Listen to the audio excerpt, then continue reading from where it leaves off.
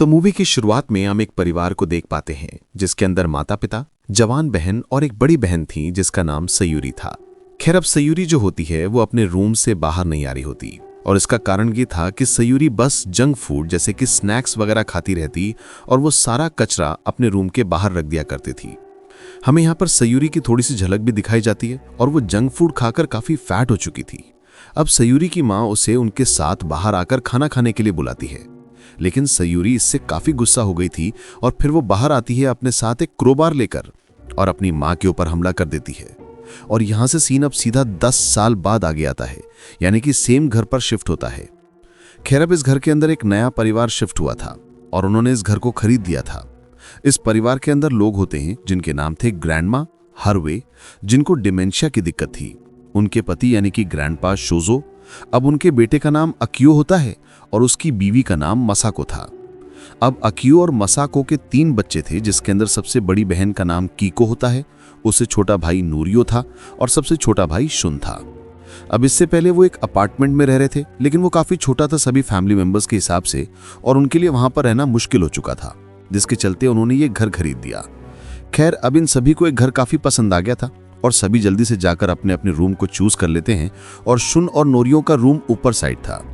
लेकिन शुन जो होता है उससे ऊपर जाने से डर लग रहा था क्योंकि स्टेयर्स के पास अंधेरा था, तो नोरियो आकर शुन का सामान ऊपर ले जाता है और उन दोनों का रूम बहुत अच्छा था। लेकिन जो शुन था उसे ये घर इतना पसंद नहीं आया था। ऑब्वियसली बात है, न्यू चेंजेस उसको एक्सेप्टेबल नहीं थे। अब इसके बाद सभी रात का खाना खाने लगते हैं और खाना खाते समय हार्वे ऊपर ही देखे जा रही थी, लेकिन वहां पर कोई भी नहीं था। अब यहां पर शुन सबसे ये कहता है कि वो वापस पुराने अपार्टमेंट में क्यों नहीं रह सकते, तो अकियो बताता है कि वो अपार्टमेंट बहुत छोटा है उन सभी के हिसाब से। अब बातों ही बातों में हमको ये पता चलता है कि हार्वे असल में पहले एक बहुत ही स्ट्रांग शेमन थी और उसके पास जाम वगैरह की एक्सपर्टीज यानी कि महारत हासिल थी, लेकिन फिर उम्र के साथ उनको डिमेंशिया हो गया था और उसी के चलते वो ये सब अब नहीं कर पाती। खैर अब रात को जब शुन बाथरूम से ऊपर अपने रूम में जा रहा होता है, तभी उसे वहीं एक रूम के अंदर किसी की प्रेजेंस महसूस होती है, लेकिन वो ज्यादा ध्यान नहीं देता और ऊपर सोने चला जाता है। फिर शुन और नोरियो सो जाते हैं और मीनवाइल कीको का रूम जो नीचे था उसके अंदर रखा टीवी अपने आप ऑन हो जाता है। अब कीको टीवी ऑफ करके फिर से सो जाती है और तभी हम उसके पीछे सयूरी के भूत को देख पाते हैं, यानी कि जो कुछ भी हुआ था सयूरी जिंदा तो नहीं थी। खैर अब सुबह हो जाती है और सारा परिवार मिलकर नाश्ता कर रहा होता है। फिर कीको भी वहां पर आती है जो कि काफी थकी हुई सी लग रही थी और अकियो को हम देख पाते हैं जो कि थोड़ा सा परेशान था, एंशियस था, क्योंकि उस घर की ईएमआई भरने के लिए उसे एक्स्ट्रा काम करना पड़ता। और अब तभी ये सोचकर वो अपने काम के लिए तुरंत निकल जाता है और फिर बच्चे भी स्कूल चले जाते हैं। अब स्कूल के अंदर हम नोरियो को देखते हैं जो कि थका हुआ लग रहा था और नोरियो का पीछा एक लड़की बार बार कर रही थी और चांस देखकर वो लड़की उससे बात करने आती है। अब वो लड़की अपना नाम सुमिदा बताती है और वो नोरियो से कुछ अनयूजुअल से सवाल कर रही थी, जैसे कि उस घर के अंदर कुछ हुआ है क्या, जैसे कि परिवार के मेंबर्स जो हैं वो थकान फील करते हैं, जिस पर नोरियो ये कहता है कि वो अभी कल ही तो शिफ्ट हुए हैं, तो हो सकता है कि थोड़ी बहुत थकान उसी वजह से हुई होगी। जिसके बाद में सुमिधा नोरियो को ध्यान रखने के लिए कहती है और वहां से चली जाती है।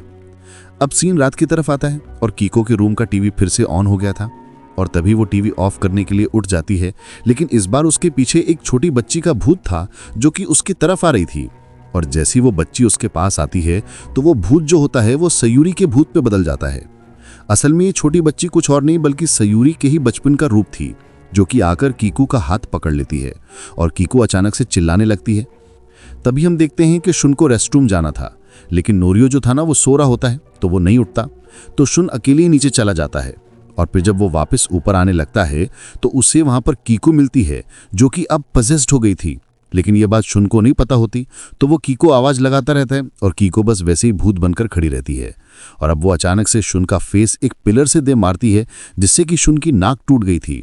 खैर अभी शुन के रोने की आवाज सुनकर नोरियो नीचे आता है, लेकिन कीको अभी भी वैसे ही भूत बनकर खड़ी थी और अब वो अचानक से खुद का सर उसी पिलर से दे मारती है और उसको भी काफी चोट लगती है। लेकिन फाइनली अब वो होश में आ गई थी, उसका पोजीशन दूर हो गया था। अब बच्चों की आवाज सुनकर उनके माता पिता और ग्रैंड पेरेंट्स वहां पर आ गए थे और फिर अकियो कीको और शुन को हॉस्पिटल लेकर जाता है और इसी बीच हार्वे को मिरर के अंदर अपने पीछे सयूरी का भूत दिखता है और वो सारा माजरा समझ जाती है, क्योंकि वो शेमन थी लेकिन डिमेंशिया के चलते उसको ये सब याद नहीं रहता और वो ये सब भूल जाती है और अब उसको यही लगने लगता है कि ये तो एक खाली बुरा सपना था।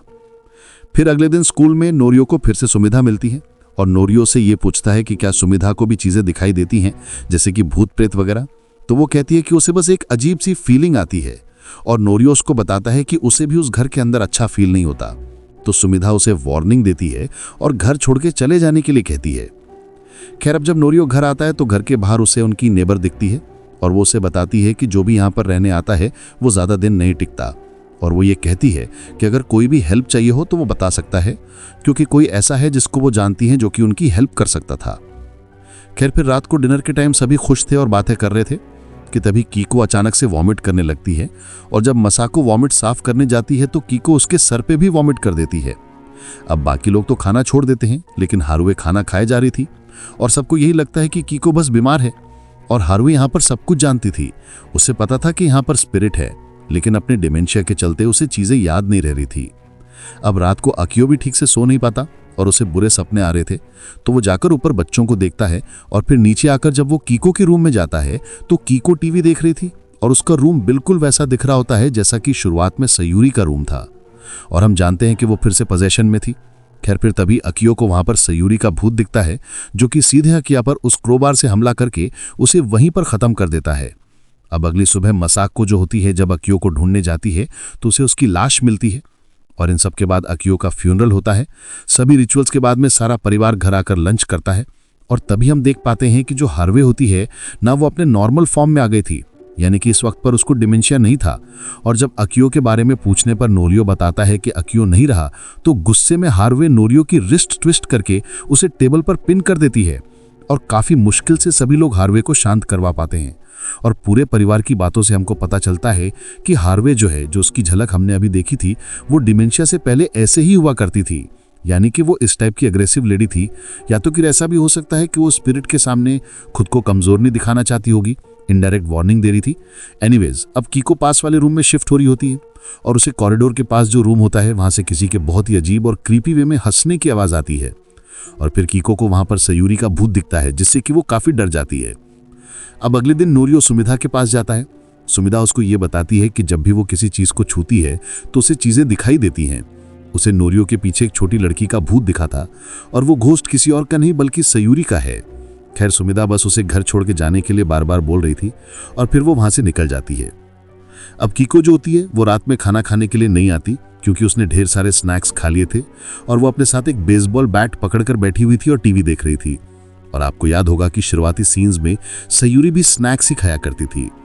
एनीवेज, नोरियो भी रात के डिनर में मसाको से ये कहता है कि उन्हें वो घर बेचकर अपने पुराने अपार्टमेंट में शिफ्ट हो जाना चाहिए, लेकिन मसाको जो होती है वो वहां से जाने के लिए तैयार नहीं थी, क्योंकि उसके पति अकियो ने सब कुछ लगाकर वो घर खरीदा था।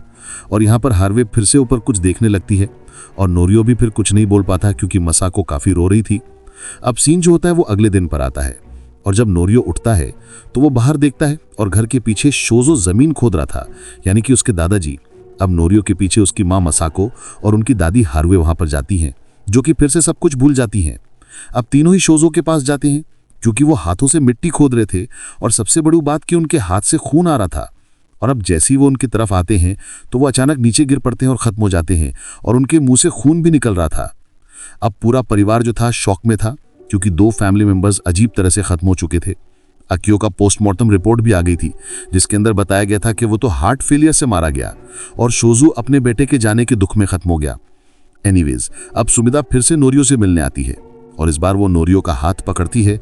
वो सीधा ही नोरियो के घर पहुंच गई थी, और वहां पर उसे हार्वे दिखाई देती है, और उसे वहां पर सयूरी का भूत भी दिखता है, जो कि पहले एक छोटी लड़की का भूत हुआ करता था। और जैसे जैसे वो सुमिधा की तरफ आ रही होती है, वो अपने असली रूप में आ जाती है।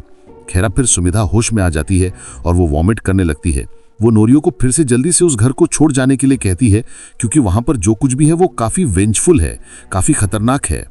खैर, अब इसके बाद नोरियो सीधे अपने नेबर के पास जाता है, जिसने ये कहा था कि वो उसकी हेल्प कर सकती है, और वो नेबर एक शेमन को कॉल करती है, और फिर नोरियो घर आ जाता है, और वो शुन को भी